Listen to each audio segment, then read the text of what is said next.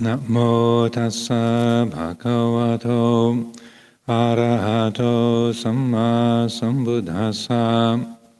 Namo tassa bhagavato arahato samma sambuddhassa. Namo tassa bhagavato arahato samma sambuddhassa. Buddhaṃ Dhammaṃ Sanghaṃ Namasami.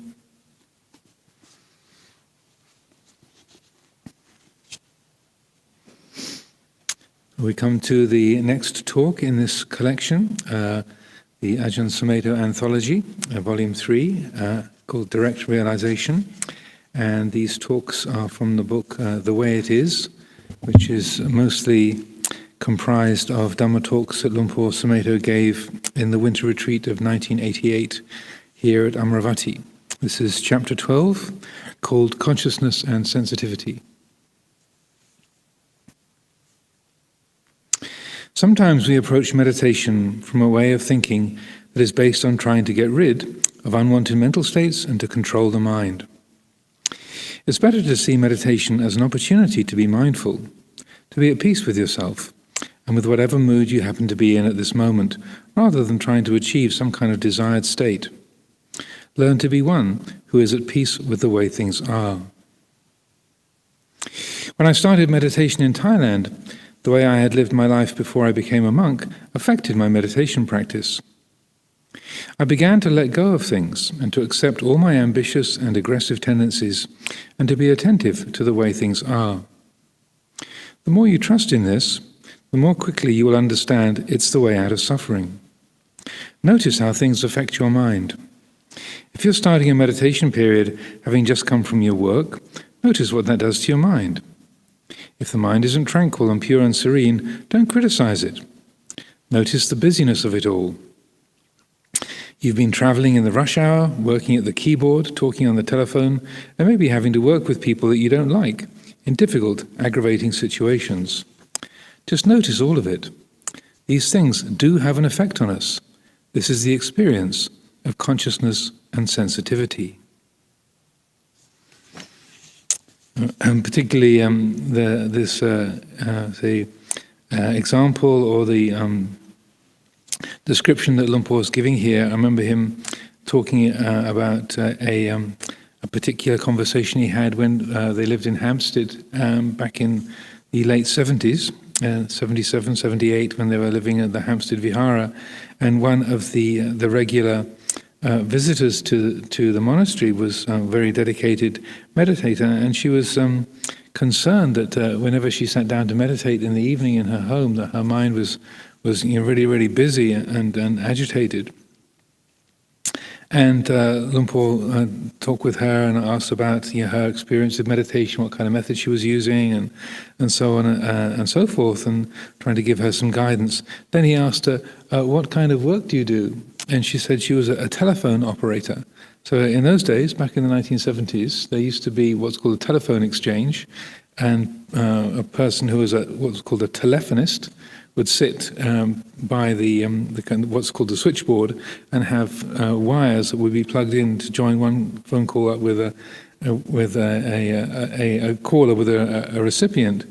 And so you're in this crowded environment with lots of bells going and people speaking to you through the headphones, and you've got to carry out detailed work. So it's a noisy, active, and pressurized environment, and famously so, this sort of being on a telephone exchange. And so he said, well, after you've been doing that for 8 hours, then that's going to have its effect. That there's no way that you're going to be in that kind of environment with that sort of input of noise and activity and voices and engagement, and then suddenly switch it off, and the mind's going to be able to focus straight away on the breath and put everything else aside. And so he often spoke about that as a good example of exactly this principle of say, being ready to make peace with the things that the mind has been affected by, and so that as Luang Por would put it, peace comes from right understanding, from right attitude, rather than not having any kind of disturbances. And so that's a very helpful principle. Right now, Amaravati is a very quiet environment. Not only the winter retreat, but also the pandemic, so we have almost no visitors onto the site at all, and certainly not the active busyness that often comes, on a weekend in the usual times here at Amaravati. But still, we can notice the things that affect our mind. If you've had a difficult conversation with someone, something that's been, say, a tension between you has been demonstrated, someone has got upset with you and has criticized you, or that they are filled with some kind of an opinion that they have, that they're all charged up and excited about, and you've just come from that conversation. If you come into the meditation hall, then there's going to be a resonance, there's going to be the reverberation of someone's, the excited conversation, or the criticism, or the anxiety, whatever it might be. That's very likely to have its impact. And as Luang Por Sumedho put it here, when he first started practicing in Thailand, he said, I began to let go of things and to accept all my ambitious and aggressive tendencies. So that he recognized that growing up in America, being in his early 30s, he had a lot of conditioning around the life of a white, educated, middle-class male in America, growing up in the 40s and 50s, and the effect of being in a university environment. He'd been at the University of California in Berkeley, and then before that in the U.S. Navy. So he had a lot of conditioning around that kind of society, how you function as a person in that society. And as you said, ambitious and aggressive tendencies that would be encouraged and expected of you. And so that coming into monastic life or coming into meditation practice, then it's wise to recognize this is the conditioning that's here. That's what this system has been affected by. So that's going to carry on. That's going to have its momentum. So it's important to respect that and not just say, well, I shouldn't be thinking this way, I shouldn't be feeling this way, I shouldn't have these things having this particular kind of effect on my mind. So as he says, this is the experience of consciousness and sensitivity. It is what being born as a human being amounts to. You're born. You have to live a lifetime as a conscious being in a very sensitive form. And what impinges on you, what comes to you from the objective world, is going to affect you. There's nothing wrong with that. It's just the way it is. The problem is that we tend to make everything very personal. We feel like it's wrong. I shouldn't be affected by these things that impinge on me. I shouldn't feel anger or aversion or greed or irritation and frustration, envy, jealousy, fear, anxiety. I shouldn't be feeling these things. If I were a normal, healthy person, I wouldn't have any of these problems. I wouldn't be sensitive at all, like a rhinoceros with a tough hide that nothing could ever get through. So maybe I'm not normal. That said, I'm sure rhinoceroses have their own kinds of sensitivity, particularly in relationship to other rhinoceroses. But anyway, I think you get the point, the thick-skinned creature. So maybe I'm not normal, but it's just the way it is. Life is like this. Because we're human, we have these extremely sensitive forms, and there's nothing really wrong with that. There are many irritating things about aspects of our lives, but being sensitive is like that, isn't it? Sensitivity means that whatever it is, pleasant or unpleasant, pleasurable, painful, beautiful, ugly, we are going to feel it. So the way out of suffering is through mindfulness and not self. There is only the awareness of our true nature, blissful and serene and pure. If we find this peace and serenity depends on conditions being a certain way, and we need to control these conditions in order to abide in the blissful serenity of the purity of the mind, then it's all coming from desire, wrong view. Mindfulness and understanding allows you to adapt and accept life, the total life experience, without having to control it. You don't have to hold on to the bits and pieces you like, and feel threatened by the possibility of being separated from them. Right meditation really allows you to be brave and adaptable, to be flexible, and all that implies. There's a few very significant items there. That sense of a feeling I shouldn't be affected by these things, and when the mind is excited by something, or distracted, or worried about something, or irritated by something, then this kind of wise reflection to explore, well, why is this coming to mind, or why is this so worrying, or exciting, or irritating? Where does this come from? And that kind of appreciation of the conditioning that we have, what we've been through in our lives, or the conversation we had earlier in the day, or what is going on in the world around us, then to take that in and to recognize, oh, it's cold and windy, so therefore I'm getting blasted around. It's a windy day. That's what the weather's doing. So I'm having this experience of being buffeted, or it's very chilly. The temperature has dropped, and so I'm shivering. That's because of the cold weather, and so on and so forth. So even though those states might be uncomfortable, feeling worried or feeling excited or feeling irritated, feeling sad or alienated, feeling lonely, or feeling that you're a failure, and so on, just the sort of drawing back from the details of that experience, and to reflect on the felt sense of it, feeling alienated, or feeling lonely, or feeling excited, or feeling worried, or whatever it might be, just to look at and feel the broader picture, and to consider what the conditioning factors are, where's this coming from, or what's the effect of that.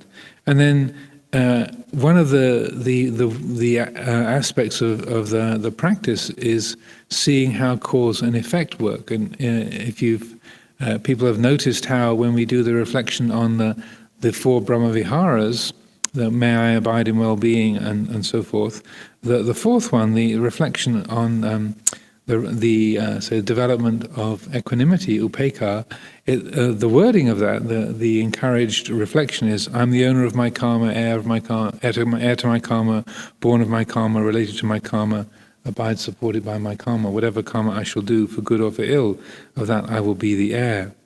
So the source of equanimity is an appreciation of cause and effect. So this kind of reflection I see that Luang Por is talking about is very much like you're recognizing the cause and effect. Because of this, there is that. Oh, nothing's out of order here. Nothing's gone wrong. This is just because of A, therefore B. This is the cause. This is the effect. This is a natural process. So it helps the mind to let go of the self-centered perspective, and or also to see things in terms of nature, seeing that it's not a personal issue, it's just how nature is operating. Similarly, when you look at the development of the four foundations of mindfulness, we were talking about this a few days ago, in the third foundation of mindfulness, the cittanupassana, then one of the things that is significant to me in that the description that you have in the sutta is there's no kind of value judgment around the different mental states. It's just knowing the angry mind is angry, knowing the mind free of anger is free of anger, knowing the lustful mind is filled with lust, the mind free of lust is free of lust, knowing the agitated mind is agitated, the unagitated mind is unagitated, the concentrated mind is concentrated, the unconcentrated mind is unconcentrated, and so on. I think there's about 16 pairs of qualities. Anyway, the lack of value judgment is just saying, in this moment there is this. This is the angry mind feels like this, or when the mind is free of anger, it feels like this. So that it's bringing attention to, this is something that the mind can feel. Like Luang Por saying, this, the mind is conscious, it's awake, and it's sensitive. So it can feel agitation or freedom from agitation. It can feel the experience of being expanded or contracted. And those are simply, as it says in the Satipatthana Sutta, the foundations of mindfulness, just knowing simply, there is this. That's the establishment of mindfulness in relationship to that particular quality. And I feel it's quite significant in that there isn't any value judgment. There's no mention of wholesome or unwholesome, or beneficial or unbeneficial. It's just this is the way it is. It's like this. So it's that open-hearted appreciation of what is present. So in the second part of this, then Luang Por goes on to say, so the way out of suffering is through mindfulness and not self. There's only the awareness of our true nature, blissful and serene and pure. So this is a way that, Luang Por Chah and a number of the forest ajahns would talk about the mind awakening to Dhamma, and so that in the book Bodhinyana, one of the very first collection of Luang Por Chah's teachings that were published in English, when he defines Buddha Dhamma, then he defines Buddha as being the quality of awareness and wakefulness, and Dhamma is the qualities of purity, radiance, and peacefulness that are experienced when the mind is awake to the way things are. So that when Luang Por uses that language, awareness of our true nature, that's saying that the mind mind awakened to its own nature as Dhamma, and then those qualities of radiance, purity, and peacefulness that are often used as a kind of synopsis of the experience of the mind awake to its own nature, awake to Dhamma. And in Thai, they have a very neat alliteration of those qualities. Sawang means radiant, Sa'at means pure, and Sangop means peaceful. So radiant, pure, and peaceful. So that's a common phrase that's used in the forest tradition, Sawang, Sa'at, Sangop. And Luang Por Chah would use that quite often, and I think also Luang Por Buddhadasa similarly would use that as a way of, say, summarizing the mind's experience of Dhamma. So, but then Luang Por uses that then, saying if that's the case, that realization is there. But then, if that realization then is dependent on our particular situation, like having no noise around your kuti, or having no duties to attend to, or not having had any difficult conversations in the last 3 days, or whatever it might be, or not having any illnesses or aching knees or whatever, then the mind can easily get dependent on those particular conditions. And so, as he says, if we find this peace and serenity depends on conditions being a certain way, and we need to control those conditions in order to abide in the blissful serenity of the purity of the mind, then it's all coming from desire, wrong view. So that the mind goes to, rather than the purity of the mind awake to its own nature, it gets fixated on the ideal conditions that are say wished for in order for that realization to be sustained, or to be realized. And so then that sense of controlling, getting busy with I want this, I don't want that, it should be this way, it shouldn't be that way, then that purity of awareness has been lost in the mind getting busy with trying to control and say get this and get rid of that, which then Luang Por points out is based on wrong view. As he says, you don't have to hold on to the bits and pieces you like and feel threatened by the possibility of being separated from them. Right meditation, so right as in attuned, or samma, the meditation that's in tune with reality, right meditation really allows you to be brave and adaptable, to be flexible, and all that implies, so that the presence of supportive conditions can be helpful, but the mind doesn't fixate upon that. Rather, the mind is resting in that quality of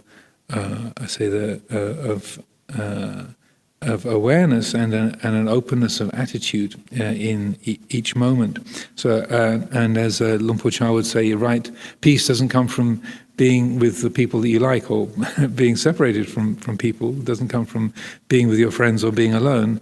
Peace comes from right understanding. So that is it's always the case, even though we set up a meditation retreat to have silence and solitude, and we deliberately put supportive conditions in place. We have a retreat, we call it a retreat. We do craft those sapaya, those supportive conditions, quite deliberately, but the trick then, or the kind of part of the effort then, is not to be dependent on those supportive conditions, or feel like if it isn't a retreat time then I can't practice, or I want the retreat time to come, or I want my solo retreat time to come, then I can really practice.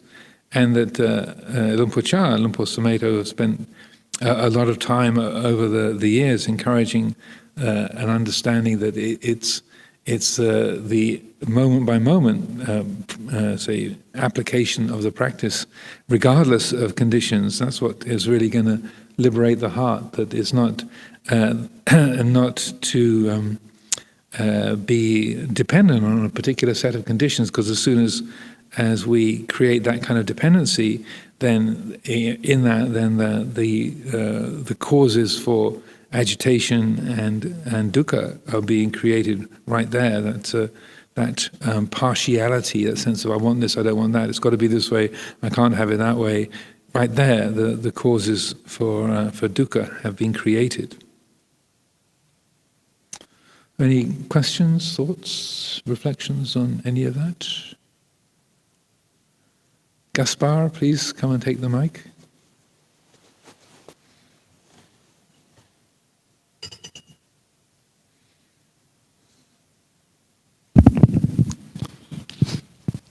Thank you, Ajahn. If I may just to backtrack a little bit, a few days ago, I think we managed to, you so skillfully synthesize sort of the teachings of the Buddha into 4 words: don't cling to anything. And so, in order to not cling to anything, one must virtually let go. But in contemplating this thought of letting go, I sort of find sort of like a circular quality to it, because you can always let go of letting go. So sort of in order to free the mind, liberate the heart, one must let go, but then in that letting go, there is the letting go of trying to liberate the mind and the heart. And in conjunction with this, perhaps a silly question, but is there, in letting go of this sort of striving for liberation, is there any merit to staying ignorant in life, but doing it in a way that is propelled by a sense of compassion for others, in a sense that's saying, okay, I know what is the true path, but I also see struggling of other people in the world, and perhaps there is sort of like a sense of how can I say, obligation to maybe stay and help in different ways, as opposed to just I guess turning inside and then and trying to liberate yourself. I don't know, something, I'm not sure if this is a question, but these are my thoughts, and if you can comment, I'll appreciate it. Thank you.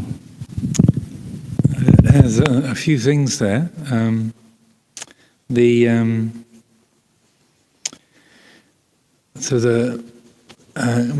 talk about letting go, but ideally there's no clinging in the first place.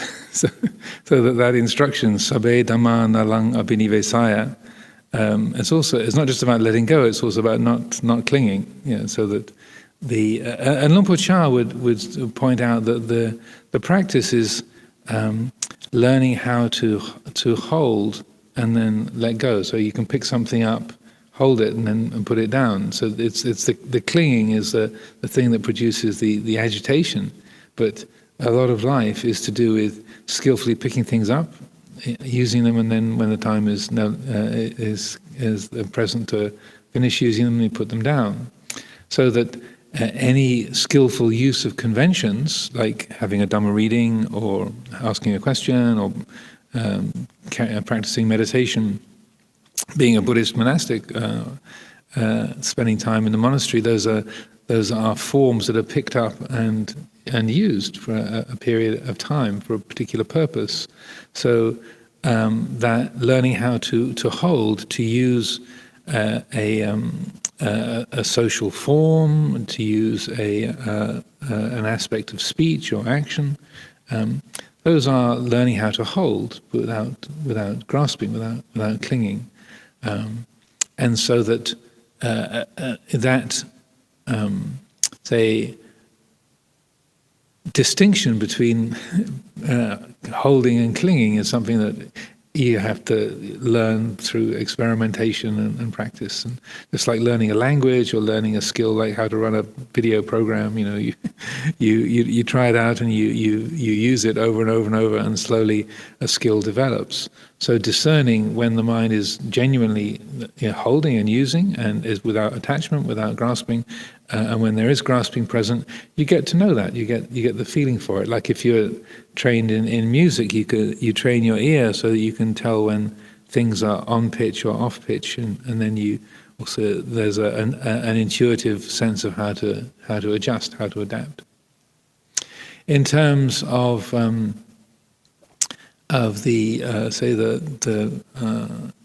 letting go of letting go, again, Luang Por in Luang Por Sumedho would often talk about this, how it can seem to be a conundrum that you're supposed to be letting go of desire, but there's a desire for enlightenment. And it goes right back to the Buddha, and in his time that same question came up, and there's a particular dialogue that illustrates it very clearly. It was between Venerable Ananda and a layman called Unaba, and they were in Kosambi. And then Unaba asked Venerable Ananda, so what is a summary of the Buddha's teaching? And then Venerable Ananda says, the summary of the Buddha's teaching is to let go of all desire. And then Unaba says, but that's a circular argument. This is interminable. It's not terminable. It's circular, because how can you desire to let go of desire? And then Venerable Ananda gives this very good description, and he points out essentially there's two kinds of desire. One is tanha, which is maybe better translated as craving, and it has always got a self-centered element to it. The other kind of desire is chanda, and so then Venerable Ananda asks Unaba, so did you have the desire to come to the Gositarama, Gosita's monastery?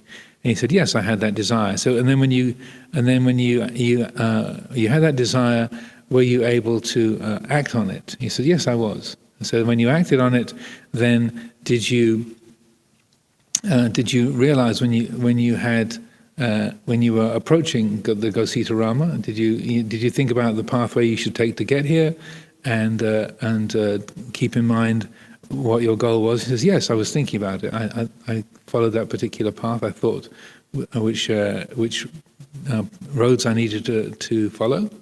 And then Ananda said, so then finally, when you reached the Gositarama, did you know I have reached the Gositarama? He says, yes, right, I did.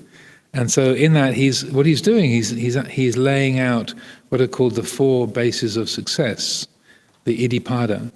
So chanda, virya, citta, and vimamsa. Chanda is interest. Were you interested to come to the Gositarama? Yes. Virya, did you expend energy to get up and go? Yes. Citta, did you think about how to get here? Yes, I did. And then vimamsa, having arrived here, did you realize I've arrived? Yes. And so then I said, then when you'd arrived here, what happened to the desire for you to get here? He said, well, it went away because I've arrived. And I said, yeah, exactly. So this is the way the desire, if it's say chanda, then once it's achieved its result, then there's no remainder. And so that then Unaba was very impressed by that argument and said, yeah, this is terminable. It's not interminable. I can see the sense of this. And so that's essentially learning how to use chanda rather than tanha. Again, it's a telling the difference between holding and grasping or clinging, because chanda is that motivating principle. You can also translate it as interest, enthusiasm, zeal. It's the sort of the directionality or the fire of the mind. Like, yeah, I'm interested. So that chanda can be completely free of delusion, can be completely free of self-view and any kind of obstructive or destructive qualities. So that's again a large part of our practice is to train the heart to recognize the difference between chanda and tanha.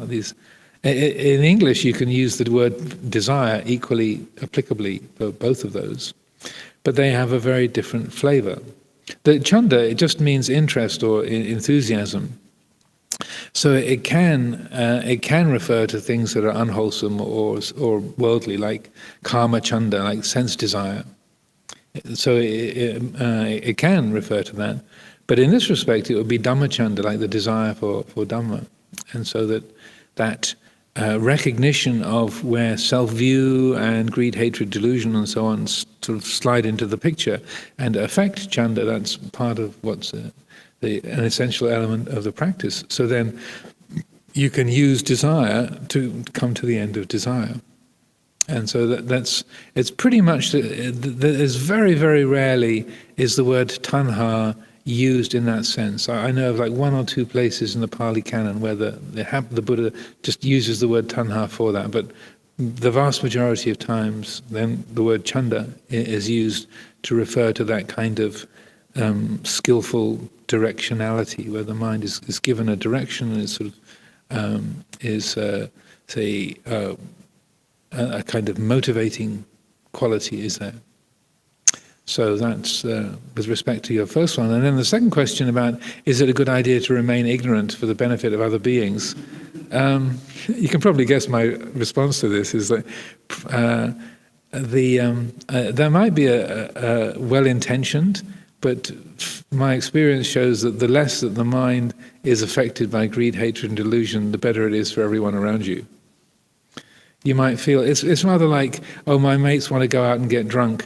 I should show that I'm not judging them. I should just be one of the lads because the boys are going out for a night of drinking. I don't want to be kind of spoiling the party. I don't want to be seeming to be judging them, or I don't want to break up the group, so I should go along and get drunk with the lads. Well, yeah, you can do that. But what will happen during that drunken night, and what the results of that might be? So it might be well-intentioned, wanting to express friendliness and supportiveness and not to be judgmental. But if you take a step back from that and look at the picture in a bit more of a broad way, maybe you, as a trusted and respected member of the group, saying, "Nah, just don't feel interested. Sorry, I hope you have a good night, but I've got other things to be doing." And if that's coming from a non-judgmental place in you, even though they might think, "Oh, who does Gaspar think he is? Oh, he's the holy man now." Grumble, grumble, grumble. I'm just making this up, but that has, when I was a layman more than 40 years ago, this kind of thing did happen. But then, if you're coming from a sincere place, and someone just says, "No, I'm just not interested," then even though on a surface level you might say, "Oh, why doesn't she or he just join in with it like the rest of us?" Something goes in the heart goes, "Yeah, right. That's a good point. Why shouldn't they go their own way? Or why should they want to do this just because the rest of us like it? Why shouldn't somebody be different?" And if it's coming from a sincere place, it's coming from a place of kindness and a place of empathy, then it can set a good example. If you think, "I'm going to set them a good example, I'll show them," then there's a bit of atta, self-view and judgmentalism there. But I would suggest that just taking a step back and assessing the situation, and then just searching the heart for what's really going to be of benefit. And then that, inclination towards wisdom and truth and virtue can be something that is a beneficial presence in the lives of others. So, in that respect, I would say the less ignorance, the better. My opinion on the matter. Any other questions, comments? Anagarika Evgenia?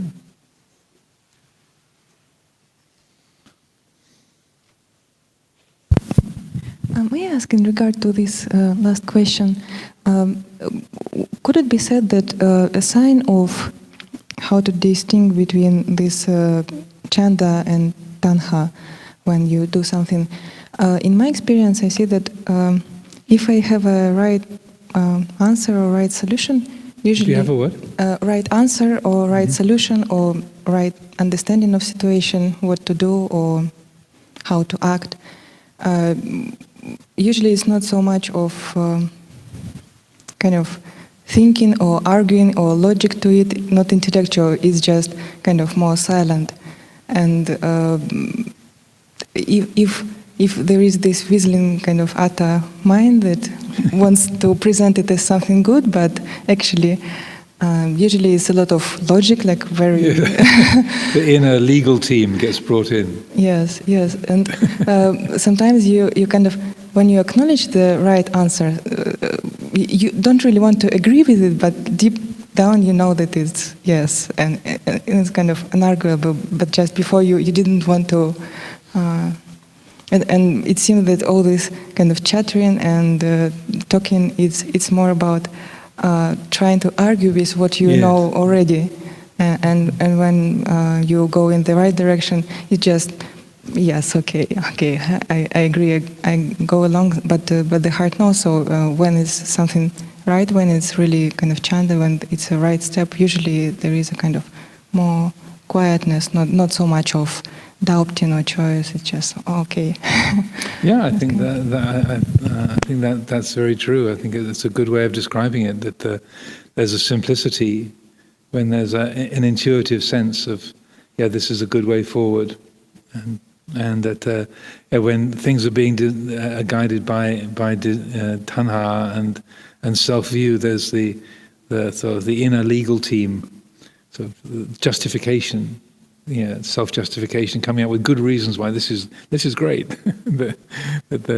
If there's an intuitive sense of this is a good way forward, or this is this looks like a helpful path to follow. There's a natural, it won't always be the case, but generally I would say there's a natural simplicity and an uncomplicated quality to that. Okay, so to continue. Things happen. Mother Nature has a way of letting us know that she's not just going to go along with our desires.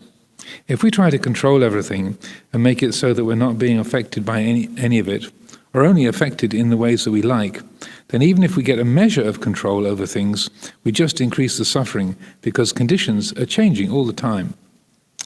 We have to live with this body for a lifetime, and bodies are conscious and sensitive forms. This is what being born means. Getting old, sickness, and then death. By knowing the way it is, you find you're capable of accepting life, not bewildered by the way that life happens to be. If you understand it and see it in the right way, you're not going to have wrong view. You're not going to add to it with fears, desires, bitterness, resentments, and blame. We have the ability to accept the way life is.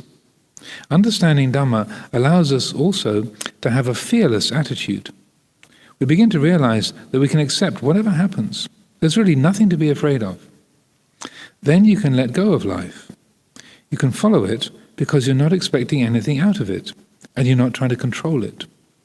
You have the wisdom, the mindfulness, the ability to go with the flow, rather than be drowned in the tidal wave of life. Oftentimes when people ask me what it's like being the abbot of Amaravati, people often ask, Well, at least in the days when people used to come and visit, and or I would be meeting a lot more people, they would regularly say, what do you do? How is it? What's it like trying to be say running a place like Amaravati? And one of the things that I say is that I don't try to control it. I said, if you're a control freak, then at Amaravati you will suffer necessarily. That's in any domain, whether you are the abbot or any particular area you happen to be technically in charge of or responsible for. If you're trying to control everything, then you create a lot of suffering. And that it's not that you don't care, but if you have a fixed idea about exactly how things should be and your plan, then you will suffer. So and that's one of the things I almost invariably mention if people ask, how do you take on the role of being the abbot? Says, well, I don't have that tendency to be a control freak, and that and I feel that's one of the things that is say makes our ability to choose or to guide more effective. That you have a sense of where it looks like it's a good direction, but there's a fundamental adaptability that you see. Okay, well, I'd like it to go this way. Or this looks like a good direction or a good result. Let's try this and see what happens. And so for some people, it's like, well, you're just being wishy-washy. You should be more decisive. You should just command and set things in the direction that you know is right. But my experience of a number of my respected and beloved brethren who have more of those controlling tendencies is that it creates a lot of stress in the people around them and in themselves as well. And so that it's well-intentioned, and there might be some good results that come from it, but trying to make the world continually fit your expected, or desired shape, that you want it to be this way, you don't want it to be that way, that you've got a fixed idea about how it should be and what shape it should take, then endlessly, as Luang Por puts it here, Mother Nature has a way of letting us know that she's not going to go along with our desires. Oh, you're determined to put the building there, are you? Oh, very interesting.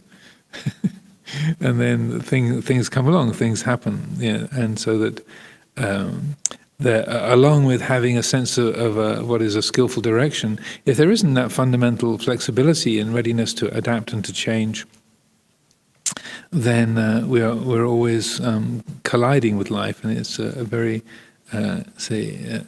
abrasive. There's a lot of colliding with the world, and a lot of frustration and difficulty, because no matter how hard we try, the world continues to not go the way that we want. That the laws of nature continue to be active, and the way things evolve is always somewhat unpredictable.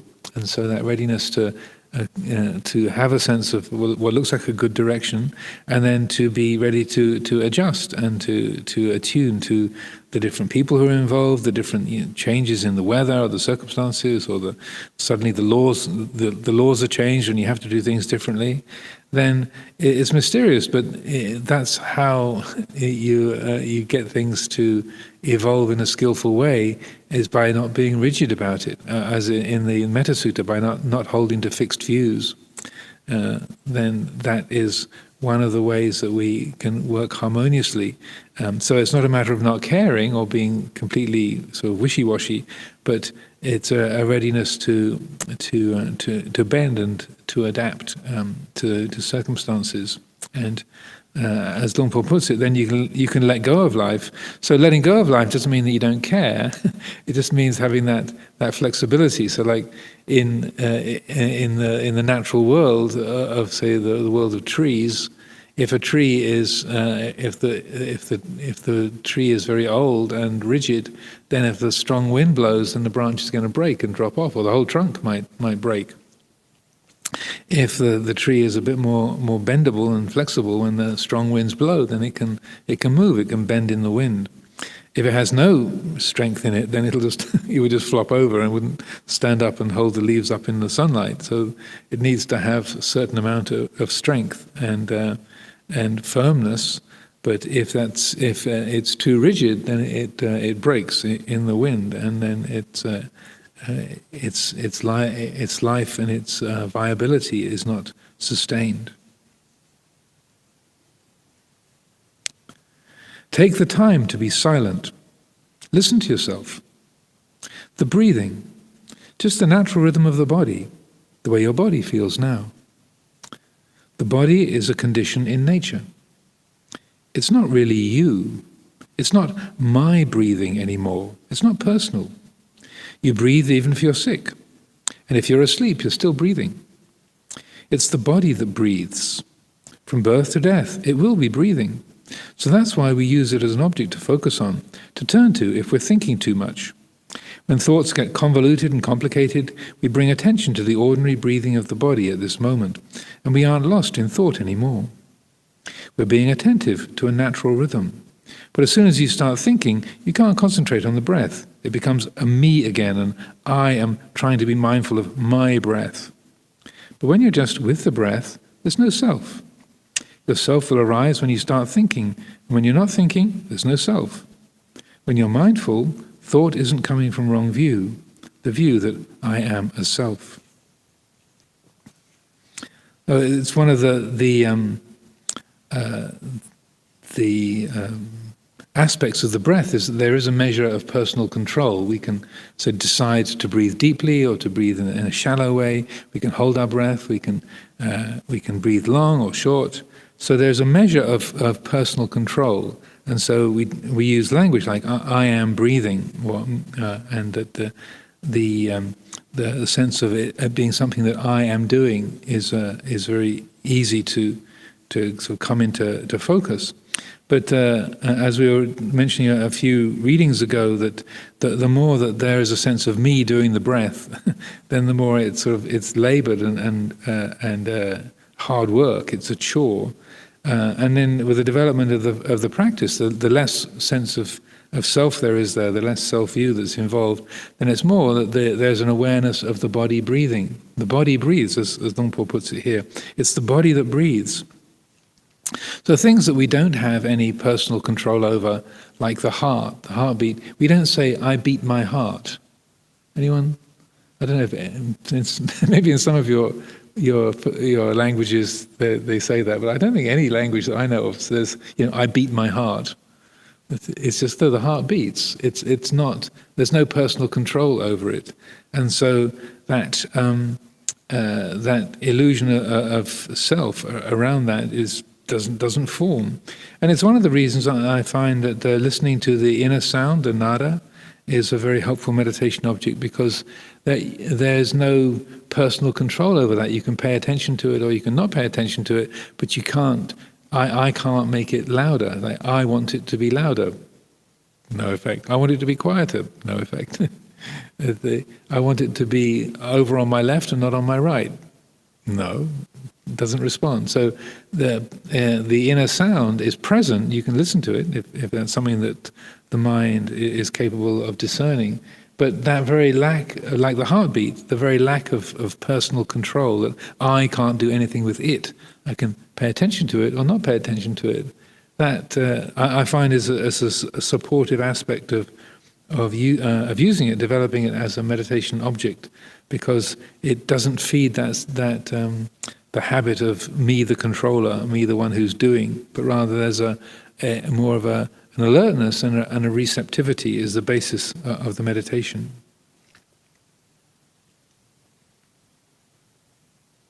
Thought can be a way of reflection, a way of focusing attention on Dhamma rather than of creating problems of self-criticism or anxiety about yourself and humanity. When you get angry and you're thinking, he said that to me, how dare he, that dirty so-and-so? If you stop thinking and just use the breath, eventually the feeling of the body that comes with the anger will fade away, and then there's no anger. So if you feel angry, just reflect on what it feels like as a physical feeling. It's the same with any mood. Contemplate, reflect on the mood that you're in. Just work with it. Not to analyze it or criticize it, just reflect on it, how it is. Some people say, I get very confused when I meditate. How can I get rid of confusion? Wanting to get rid of confusion is the problem. Being confused and not wanting it to be like that just creates more confusion. So, what does it feel like? Confusion may not feel like the more stimulating passions that we can have that are quite obvious. We tend not to pay any attention to the more subtle states like hesitation or doubt or slight anxiety. Of course, one side of us just wants to get rid of all of that, just to stomp it out, but with right understanding, we can see that the very desire to get rid of, quote unquote, is suffering. In fact, we can bear with the feeling of insecurity if we know what it is, and that it's impermanent. With this understanding, you begin to feel more and more confident in just being aware and mindful. All of this is emphasizing the usefulness of wise reflection, that yoniso manasikara or Dhamma vijaya, that sense of exploring and using that in relationship to emotional states, and using the physical sensation of those to say something that's vivid. As he says, the more stimulating passions like anger or lust or excitement or fear, the kind of emotional states that get the attention. But often that quality of wise reflection and using the sensations of the body are very helpful with these more subtle kinds of emotional states, like being confused. The mind might be caught up in a particular idea, or just being sleepy and fuzzy and not quite sure what's going on, or what you're feeling, or as he says, feeling hesitant, or slight anxiety or doubt. We get drawn into the content of the anxiety, or that a feeling of hesitancy. Oh, I'm not quite sure. Should I be doing this? Should I not? Which isn't really attention grabbing like anger or fear, but it has an effect. And so that then that use of wise reflection is, here's the mind feeling confused, or particularly, he doesn't mention it here so much, but dullness. Often that quality of feeling dull and sleepy, you're trying to get rid of it, or to wake up, or to not feel dull. But you can use that experience of dullness, the sensations of the body when it's in a sort of a dull and heavy, droopy state in the sitting practice, just to know that as a felt sense, to know that as an experience, and often just taking the name of it. This is dullness. Dullness feels like this, and just that degree of reflection, not very complicated or particularly involved or detailed. Just here it is. This is the feeling of dullness, or this is the mind confused, not knowing which way is up. That's what this is. It feels like this. Just that degree of reflection gives a perspective. So it doesn't necessarily mean that you'll be suddenly energized, but there's a perspective. The mind is not identified or not lost in that state in the same way, and that's an extremely helpful practice. And obviously, if you're dull and sleepy, the readiness to wake up and to be aware, or to be investigating, the urge to do that is a bit less because you're sleepy and you're not particularly sort of alert. But still, it's the case that if you're ready to apply that, if you know this is a good way of dealing with dullness or confusion or sleepiness, or these other subtle kinds of emotion, or like regret, or sort of a nebulous sadness, a sort of manky, I don't really know what I feel, but it's not very nice, it's not awful, but it's just kind of grey and a bit nondescript. You can be mindful of that sort of that kind of grey,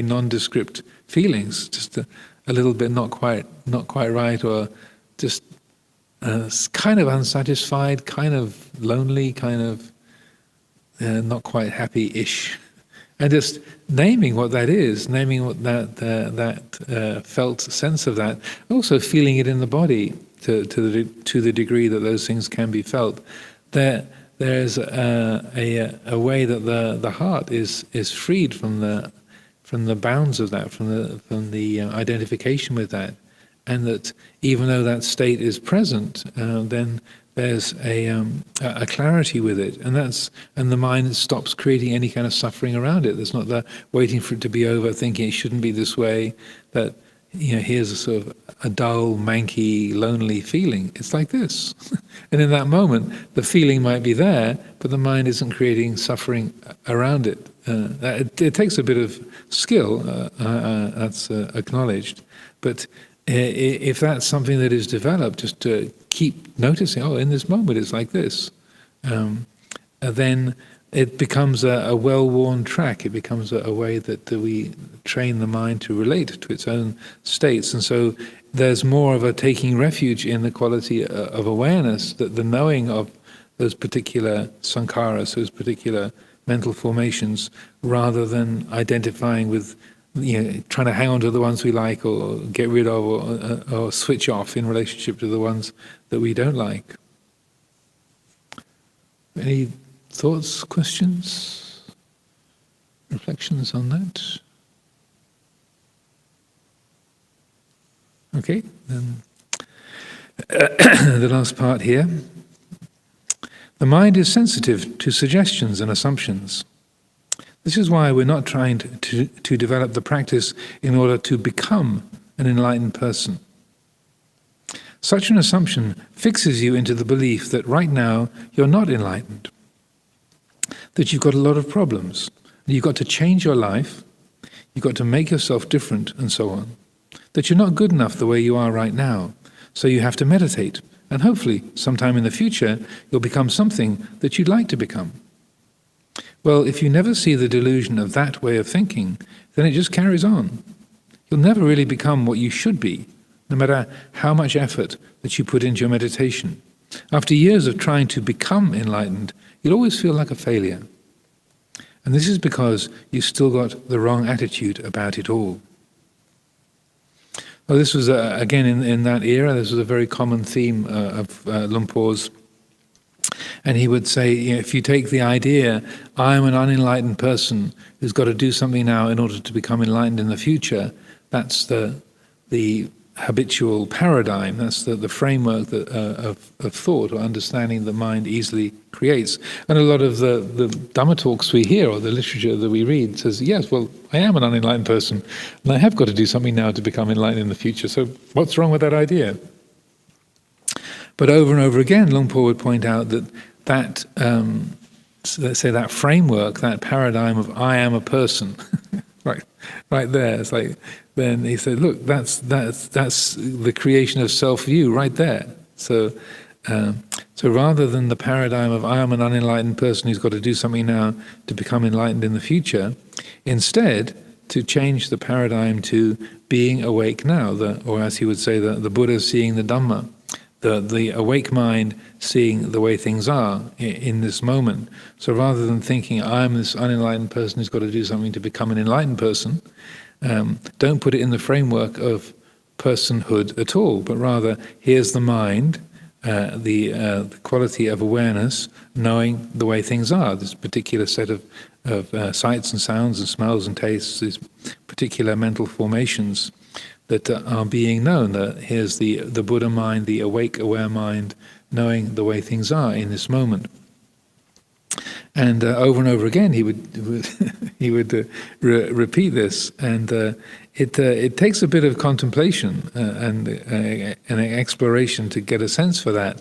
But I found that extraordinarily helpful, because on the worldly level, you say, well, yeah, I am a person. I am an unenlightened person. But seeing that, yes, on the worldly plane, that is true, but then what is it that knows the person? What is it that's aware of this mind, this body? And there's the realization that which knows the person isn't a person. That which is aware of all these personal qualities, the body, the mind, the thoughts, the emotions, the feelings, perceptions arising and passing away. That's the level of reality that Luang Por is pointing to, so that rather than identifying with the body, the personality, and starting there, instead that the starting point is this awake, aware quality of the heart. So it's going from that sort of person-centered view to coming to the Dhamma-centered view, and that rather than another way he would phrase it as a way of contemplating, rather than me and my problems, say here's the Buddha seeing the Dhamma, here's the awake mind seeing the way things are. The way things are might be in the shape of a particular problem, like being angry or being jealous or being sleepy or being lustful or being fearful or anxious. But that paradigm, it's a different framework. It's a different way of seeing the present moment experience, and really taking that to heart. That's such a liberating and a helpful change of view. That's something that, again, I acknowledge it takes a bit of time to get a feeling for that, but it makes a huge difference. So that when the mind says, but I am a person. That's what I am. I'm a woman. I'm a man. This is my name, my age, my nationality. This is me. To catch that thought and say, yes, but what is it that knows the body, the personality? That which is aware of age doesn't have an age. That which is aware of femininity or masculinity doesn't have a gender. That which knows the feelings of agitation, it's not agitated. That which knows anger is not angry. And so that it's really bringing things home to the heart, and to change the view in that way, to shift the view to that Dhamma-centered perspective, and then witnessing, knowing the results of that, seeing things in that way, so that it's getting a perspective on self-view, on that the kind of automatic assumptions that the mind makes, and getting to the very root of that. So I find taking that kind of a statement, saying that which knows the person isn't a person. That which the mind is not a person. The mind is Dhamma. Just taking those simple phrases to actualize that change of view, that change of perspective. And even though it's just a set of words, that if they're brought into being and the mind reflects in that way, and it can bring about, even if it's just for a moment, a second or two, just that the habits of self-view, self-creation, they're interrupted. They pause for a moment. There's a gap, a hesitation, and then the mind sees things in a different way, and then that gives more vitality, more strength to that Dhamma-centered perspective. Any final thoughts, questions, comments? Okay, we'll leave it there. That's the end of that talk. The next one is the sound of silence.